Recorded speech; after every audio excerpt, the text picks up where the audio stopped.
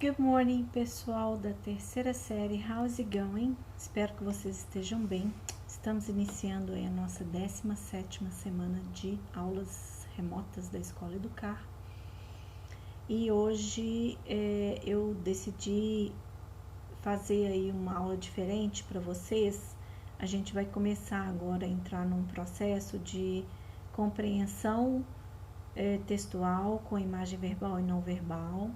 Linguagem verbal e não verbal, para a gente começar a compreender e a interpretar as questões do Enem, tá? Então, estamos chegando aí, né, pertinho da terceira etapa, e a gente tem um tempinho aí para poder fazer isso. Então, eu vou alternando as videoaulas com o tópico gramatical e com as questões de interpretação, para que vocês tenham mais segurança na hora de fazer as provas.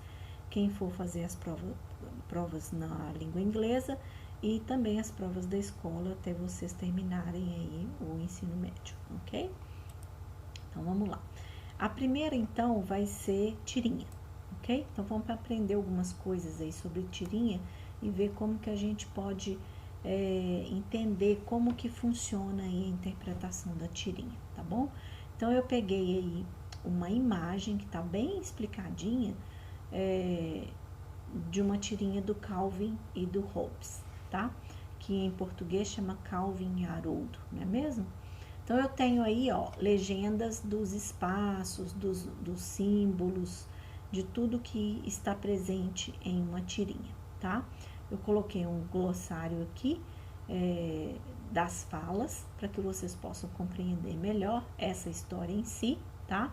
E isso faz parte do processo de compreensão de uma tirinha, tá? Então, tem um glossário lá, ó, Too few role models, pouquíssimos modelos de comportamento. Depois, fearless, que é destemido. Depois, the loathsome, godless communist oppressor, o repulsivo opressor comunista sem Deus. Gotcha, que é entendido ou entendi, né? Kind of, que é tipo de, mas essa expressão também pode significar mais ou menos em algumas situações, tá? Nesse caso aí, vai ser tipo de, né? Então, vamos dar uma lida na tirinha para a gente poder compreender mais ou menos a história aí, tá? Então, eu tenho lá, o Haroldo falou com ele, How come you play war and not peace? Né? Como assim, né? A gente vai brincar de guerra e não de paz. Por quê, né? Aí o Calvin responde, Too few role models, que quer dizer pouquíssimos modelos de comportamento, né? Ou seja, é fácil, né? Brincar de guerra é tranquilo, muito fácil. Aí ele fala na sequência aqui embaixo, ó, ele fala, I'll be the fearless American defender of liberty and democracy. Então, eu serei o destemido, né, defensor americano da liberdade e da democracia. E você, and you can be the loathsome, godless communist oppressor. E você pode ser, então, o repulsivo opressor comunista sem Deus. E aí ele continua. Aí o Haroldo olha, né? É importante também olhar as expressões, tá, gente, dos personagens. Ele olha assim, tipo, como assim, né? E aí o Calvin continua. We are at war, so if you get hit with a dart, you are dead. And the other side wins, ok? Então, nós estamos em guerra, e se você for atingido com o dardo, né, que é o negocinho de balinha de borracha lá, né, né, que tem a ventosa, né, você está morto. E o outro lado ganha, ok? Aí ele falou, gotcha, né, entendido, né, beleza, tranquilo, peguei, né, peguei a ideia. Aí eles começam a brincar, né, go, what, wap, wap, wap. E aí tem aí uma onomatopeia, né, que é a palavra pelo som, né. E aí o Haroldo, o Hobbes, ele é então atingido bem no coração, né? E o Calvin, por sua vez, também é atingido, só que no capacete, né? Aí um vira pro outro, na verdade o Calvin vira pro Haroldo e fala com ele, kind of a stupid game, isn't it? Né? É um tipo de jogo estúpido, né? Não é? Ele faz uma tag question no final, né? Isn't it? Né? Então, à primeira vista, a gente já entende a linguagem, a gente já vê que se trata aí de uma questão, a questão aí é a guerra, é a paz, né? Como funciona o mecanismo todo, né? De um lado você tem um defensor, né? Da América, da liberdade, da democracia, do outro lado você tem um opressor, um comunista, né? Uma pessoa sem fé, sem Deus no coração, né? E aí os dois entram em conflito, que é a guerra, e os dois são atingidos, né? E aí no final tem-se a conclusão, né, do pensamento aí do Calvin, né? Vamos ver agora, vamos estudar um pouquinho aí dessas simbologias, desses nomes que apareceram aí, ó. Speech bubble, panel, blank space, gutter, symbols, punchline, camera angle, né? E embaixo, emanata, tá? Vamos ver então na sequência o que isso tudo significa e por que a gente precisa saber o que significa para a gente entender bem uma tirinha, tá? Então, deixa eu mudar minha câmera aqui. Hoje vai ficar difícil de esconder. Tá, vou colocar ela aqui. Deixa eu diminuir um pouquinho, aqui não vai muito não. Ok, então eu tenho lá a legenda. Então vamos ver. O speech bubble, ou speech balloon, como a gente chama, é o balão de fala, né? Então temos aí vários balões de fala, tudo bem. Depois temos o panel. O panel é o painel, é a moldura da tirinha, o frame, né? Que ajuda a desenvolver um senso de tempo e de espaço. Então, se eu tenho, por exemplo, um espaço, eu vou delimitar ele, né? Se eu tenho, por exemplo, uma fala grande, eu vou ter uma tirinha maior, né? Um espaço maior, tá? O gutter, que é a canaleta, é o espaço, aqui ó, vejam aqui ó, tanto de cima para baixo, quanto um do outro do lado, tá? É o espaço entre um frame, né, uma moldura e outra, tá? Como se fosse uma pausa. Então, isso funciona como se fosse uma pausa entre uma fala e outra, entre uma cena e outra, tá? Lembrem-se que a tirinha é como se fosse um filme, né? Uma história gravada, só que estática, tá? Então, por isso ela é dividida em frames. Tem os símbolos, né, que são variados aí no desenho, né? São os desenhos animados, as histórias em quadrinhos, geralmente incluem símbolos para transmitir o significado de maneira eficaz e sucinta. O capacete de Calvin significa a guerra, as armas, os dados, né? Tudo isso pode simbolizar a infância e a ingenuidade também, tá? Mas aí nós temos elementos como armas, como capacete, como o lugar, né, que é aberto em si, né? Tudo isso é representado numa tirinha propositalmente, tá bom? Nada aí é ao acaso, tá?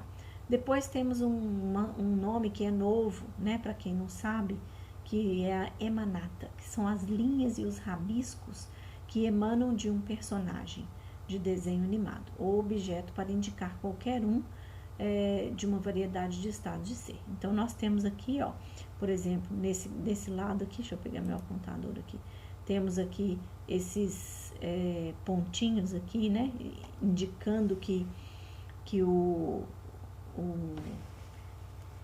no caso o dardo, né, ele saiu, né, da arma, né, de brinquedo, tá? Então, essa é uma emanata, né, um rabisquinho, né, indicando que teve um movimento, né, porque como a coisa é estática, eu tenho que indicar através de elementos que existiu um movimento, né.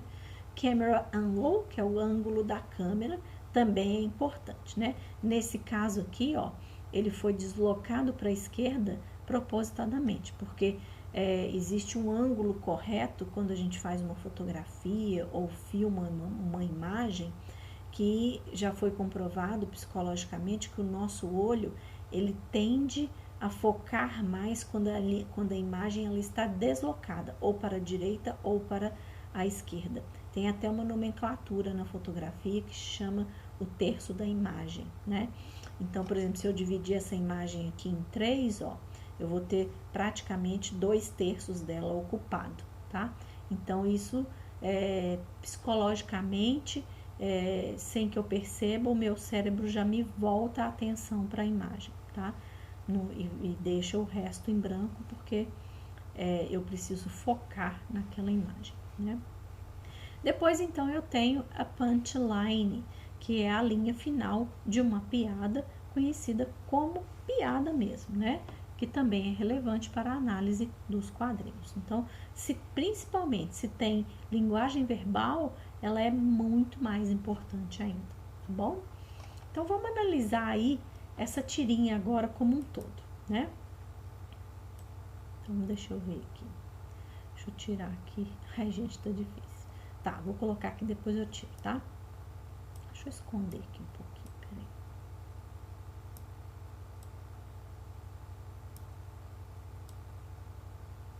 Ok. Então, ó, desconstruindo quadrinhos, como analisar criticamente os quadrinhos. Essa história em quadrinho do Bill Walterson, que é estrelada pelo Calvin, né? Um menino de 6 anos com uma imaginação selvagem e o seu bicho de pelúcia, o Hobbes, né? Muita gente não visualiza o Hobbes como um simples bicho de pelúcia, né? Que é um tigrezinho, né? E exatamente por causa disso ele foi escolhido para brincar com a criança que era o Calvin, né? Por ser um bichinho de pelúcia, a representação de um bichinho de pelúcia. Só que o Bill Walterson, ele deu vida para esse bichinho. E ele usou ao longo dos anos, vem usando, né? Essa representação aí toda para fazer muitas críticas com muitas situações. Uma delas é essa, né? Então, como que interpreta uma história em quadrinhos? Então, depois de analisar os elementos gráficos que a gente viu agora, de conteúdo das tirinhas, é hora de analisar a linguagem verbal quando ela for apresentada, porque nem sempre a tirinha tem linguagem verbal, né? Às vezes só tem imagem, e aí fica muito mais difícil da gente interpretar, né? Então, aí nesse caso, o leitor tem que prestar ainda mais atenção para interpretar a tirinha. Então, vamos analisar a linguagem verbal. A gente já leu anteriormente, já viu do que se trata, é uma brincadeira entre os dois, é uma brincadeira, no primeiro momento, o Haroldo questionou, né, por que brincar de guerra se a gente pode brincar de paz, por que não brincar de paz, né? E aí a coisa se desenrola, existe aí uma regra, né, para poder brincar e tal, e o que acontece depois. Então, tá tudo meio que descrito aí na linguagem verbal, né? Número 2, na tirinha ao lado, o Hobbes pergunta pro Calvin o motivo de não brincarem de paz ao invés de guerra. Essa é a primeira fala, já nos direciona no tema principal da tirinha, que junto com os elementos como o capacete, a arma, reforçam essa compreensão. As outras falas de Calvin nos direcionam às críticas quanto aos motivos da guerra e às pessoas envolvidas, que é quando ele se declara um libertador, um defensor, e coloca o outro como um opressor, um comunista, né? Em certos quadrinhos, o autor utiliza somente de imagens e de figuras de linguagem como a onomatopeia. Por exemplo, aí, esse quadrinho aqui de baixo, onde mostra o barulho da arma, né? Wap, wap, né? E aí, isso é a onomatopeia, né? Que é a imitação de sons, para reforçar a ideia principal ou, às vezes, desconstruí-la, né? Então, às vezes, em algumas tirinhas, eles usam essa figura de linguagem para desconstruir também. Então, tem que prestar atenção. Nesse caso, não é, né? Já no último quadrinho, o que acontece? Acontece o desfecho todo da tirinha e que nem sempre é composto com falas, igual eu falei com vocês, né? No caso da tirinha ao lado, ele se confirma sendo uma crítica do autor quanto à opinião sobre a guerra. Então, se a gente analisar num contexto geral, a gente vai ver que existe, primeiro, uma questão, né? Que é uma questão que eu imagino que seja de muitas pessoas, né? Por que as pessoas guerreiam, né? Por que as pessoas praticam a guerra e não praticam a paz, né? E você vê que na expressão do Calvin já gera uma dúvida, né?